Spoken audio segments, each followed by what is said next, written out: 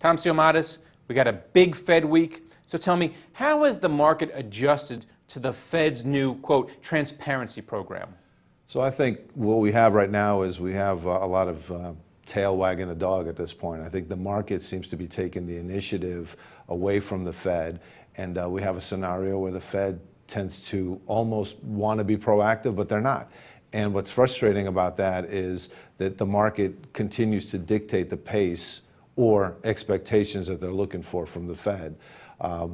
As far as we had a very strong sort of run up to the initial Fed move in December, and it seems like the Fed has just kind of lost all momentum at this point because there hasn't been any language. It's the transparency seems to be more of providing you information without really providing you any guidance. That's the sense I get from the Fed. Well, the Fed says it's being data dependent. What do you see happening over the course of 2016?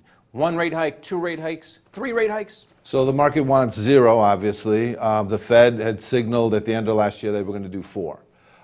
It's going to be somewhere in between. The problem that we're going to have is that we have an election year, and the Fed doesn't want to appear to look like they're political. And it's really frustrating at this point because you have 2 months, probably 3 months now where nothing's going to happen. So you have a quarter of the year gone, possibly a third before there's a move. There's just not, the window seems to be closing. But clearly there's a lot of action going on with regard to the Bank of Japan and the ECB because they're making all kinds of stimulative moves. So should the Fed be working more in concert with other central banks? Well, in concert would mean that they'd have to start cutting rates, and I don't think they're there because that's what's happening in Europe and Japan. Again, what's happening in those places is happening because their economies are a lot less further along than we are.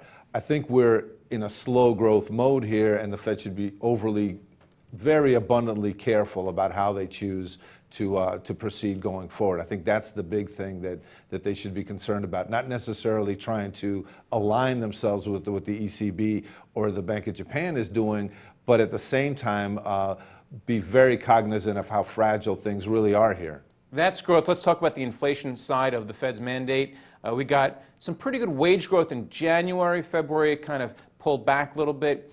Talk about what you see with regard to inflation, because oil has been creeping up lately. I think it's stealthy, and I think the biggest depressor, I guess, of inflation has been the lack of spike in energy prices. I think once that begins to normalize, you're going to see a fairly rapid acceleration, in my opinion, of inflation, because I don't know about yourself, but I see a lot of other prices going up all over the place, and it's only a question, and that's been sort of dampened by the fact that oil prices have been relatively low. All right, and then finally, what should an investor do? Putting all this together, watching the Fed, you're watching the Fed, what should they do with regard to their portfolios?